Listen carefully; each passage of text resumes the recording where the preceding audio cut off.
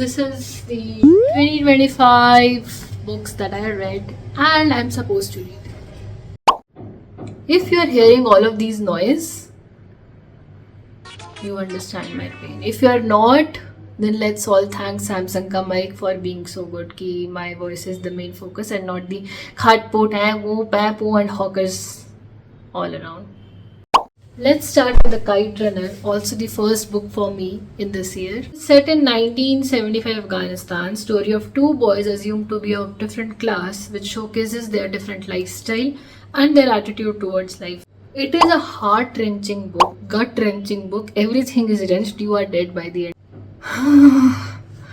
The pain, the suffering that this book gave me. And I've heard the same about the other two books also, and I'm not ready to pick them up yet. Maybe we'll start 2026 with that kind of dukh dard kasht peeda. Book is important to me because it made me start reading in 2025 again, something which I had not been able to do in the past few years. I was also trying to read non-fiction a bit, which I would rate 6 out of 5.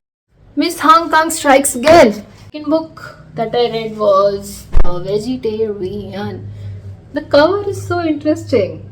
Vegetarian, as the name suggests, is not what it is. No, it is not promoting vegetarianism or veganism. It's about becoming vegetable. What do you want to become? Broccoli? Anyway, writing is beautiful but dark. It is not an easy read in terms of what happens in the book. It is uncomfortable to read and it has some unconventional events that unfolds. It showcases multiple societal pressures and what may happen if you try to step out of the norm.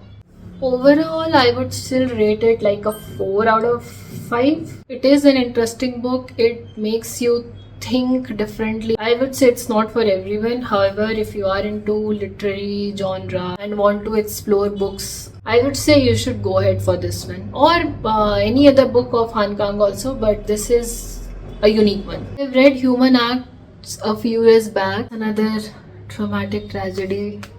I do want to read it again because I forgot like some part of it. I'm like, wait, I have read her book because I know this name. I have read something.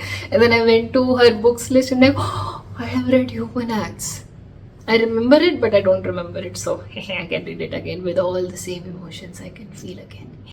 Next up, we have two books from the same series, Before the Coffee Gets Cold and Tales from the Cafe. It has, I think, 4 or 5 books. I don't recall exactly. Let me check. Hold on. Yeah, it has 4 books in the series. I have read the first 2 of them. Both the books have like 4 chapters. Very quick and easy, fast-paced book. There's a small age-old cafe in Japan where you could go to the past if someone serves you a specific type of coffee on a specific seat, which is most of the day occupied by a ghost. So frustrated with the cafe ambience being described for the 7th time. I was like, there's something that I'm missing. Like, why would you go over this again and again? These are quite popular books. So yeah, that's why I went to see what others are saying. So it was originally written as a play and I'm assuming each chapter was like 1 act or maybe a whole set. It makes sense that the chapter defines the cafe every time because a theater audience is far different from a reader audience. Like, there are some rules that you need to know when you're drinking that special coffee, and I do not want to read about them again and again. Yeah, I know the rules by now. Anyway, the stories are good. Like a palate cleanser for me because of all the heavy books that I was reading. The first book focuses more on introducing you with the characters, whereas the second one talks about grief so delicately. Some of the dialogues between the characters are so heartwarming. Like, it's the characters and their dialogues that is really holding this book up, because in terms of the setup and the plot, it really doesn't provide much. So when I read the first one, I rated it 3.5 and I was like, I am not going to read the second one, but I would rate 3.75. Next book that I read is The Heart Lamp by Banu Mushtaq. I don't have the book with me right now because I have lent it to someone. That book is the winner of International Booker Prize 2025. Heart Lamp was originally written in Kannada. It has 12 short stories revolving around the Muslim communities of southern India, majorly highlighting the hardships of women and some families in general. The writing is simple, but it cuts deep into tough stuff like patriarchy, faith, values, religion, and courage. Some stories are quite serious, but some have like a sprinkle of humor here and there to soften your journey of reading the book. The best part is that there are certain words in Kannada and they are not translated. Most of those words are like how you address your relatives. So if the sentence would mention ki my bua came home, the book will mention the word bua. It will not say my paternal aunt or my father's sister, all those translations, no, or my aunt. That's the most boring thing that you can call your multitude of relatives in India. Throughout the book, I noticed that pattern, a lot of technification being done, one of my favorite words from my literature degree. Translator added a note on the regional vocabulary basically. She ends the note with, by not italicizing them, I hope the reader can come to these words without interference. And in the process of reading with the flow, perhaps even learn a new word or two in another language. Same goes for footnotes, there are none. She is so cool! Whose first language is not English and they have written the book in English, but to keep their essence in it, they are using the words of their language. Like, I love it so much. Like, what do you mean you're calling roti a flat bread or something like that? Use the word roti. Use those words. Use your words. Why I feel so strongly and deeply about this is, I have a story. I used to live in Delhi when I was in 4th during Durga Puja break. We would come to Jamshedpur, which is my dadi ghar.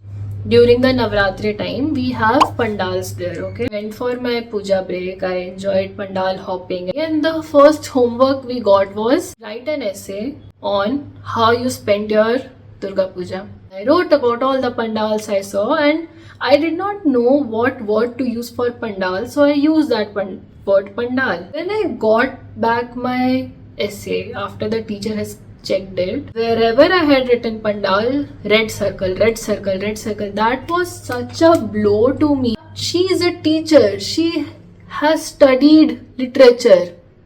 She has done all of these B.Ed, M.Ed and like girl. So yeah, that's why I feel so deeply about it. Yes, I'm salty about it. Heart Lamp gets a 4.5 from me. The stories were very well put, very unique. Few of them were open-ended, so makes you think like, what? But still, a great book. Next book is my favorite read of the year. Okay, this is so good. This everyone should read it. Go and read it. It's called 1,000 Blues. It's by Chun So-ran, originally written in Korean, translated to English, and it is set in 2035, which is only 10 years from now. It's about a girl who is interested in building robots and she comes from a family who is struggling to make ends meet. She loses her job at a grocery shop due to a robot. But that does not demotivate her into going ahead with studying and creating robots. At its heart, it's a story about family, friends, and the fractured relationship among them. But what makes it truly special is how a robot becomes the catalyst for their healing, empathy, and the rediscovered love that the sisters and their mothers share. Since it's set in 2035, I see a future like this in our lives too. Robots will be present pretty soon, I believe, and we'll just have to adjust to that, which is so sad, but okay. There will be benefits to this and there will be huge losses to this. A lot of employment issues as if we don't have enough already. All of that is depicted in this book so properly, and it made me wonder like what really is science fiction anymore. Is it something that we expect may not happen in our life? Yet this story feels so real. If I was reading it say 20 years ago, definitely science fiction, but now when I'm seeing all these clips online of robots doing random things and all of that, does not feel fiction to me really. 1,000 Suns get a 5 out of 5 from me. I want to read more from this author. She is amazing. Let's go to our next book, which is Animal Farm. Though it was written for Stalin's rule, it still feels real. It still feels true. Animal Farm is a short book and a quick read with only 144 pages. Go ahead and read it. And the famous quote, all animals are equal, but some animals are more equal than others. The book is about animals who are unhappy with the treatment they are getting in their own farm, so they just take over. They're like, fuck it humans, I'm gonna rule this. And they do that. This book filled me with so much rage. Very well done, George Orwell. Today's age, if this book was going out, the author's house would have been demolished for all we know. Animal Farm, 5 out of 5. And now the final book that I have read till now is The Calcutta Chromosome by Amitav Ghosh. I hate this book cover, I am judging it. It is a medical thriller, science thriller. I'm a little confused on that. It's set in Calcutta and some futuristic city, an unspecified future, that too. The book is set in 3 timelines. Multiple characters are introduced throughout and we see how the timelines merge finally at the climax. It's a great book overall. First one for me from Amitav Ghosh. It was suggested to me by a friend when I asked her I want something which has like Calcutta essence. And I got this book as a gift in 2018, I think. And I read it this year. Okay, about the book. I feel the ending was a little too rushed with like very short chapters and quick closing of all the open loops. In the earlier chapter, there's so much vast description going on. Characters are explaining science and their philosophy. What is happening and why is it happening? However, when the time comes for the readers to finally understand what and why is happening, it's so rushed. I would say it's a good one-time read, but honestly, I had to like drop the book a few times because the description would just keep on going.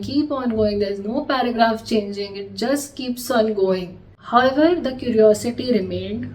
Like, you would want to read till the end to understand where the hell is this plot leading and what is going to happen. Why are there so many timelines? Who are these people? How is it all going to connect? And what is going to happen in the end? So the ending feels like a dessert that you were really like excited to have. Like through the day you were thinking about that dessert, and when you finally have it, it's just doodh roti. Roti haters, lovers, don't say anything. Calcutta Chromosome gets a 3.75 from me. I'm interested to read more from Amitav Ghosh. Obviously, I saw a few people saying that like this should not have been the first book to really understand Ghosh's writing. So yeah, not judging the author on this one book. The review was just on the book. These 7 books are so for me, like I love them. Like, thank you for bringing my reading capacity back. Currently I am reading 1984 again by George Orwell. My target for the year end was to read 15ish books, so I wanted to finish these 3 babies also. I'm not sure if I'll be able to do, however, Stationery Shop I'm definitely gonna read this year. That's it for this video, and like, share, subscribe so I can buy more books.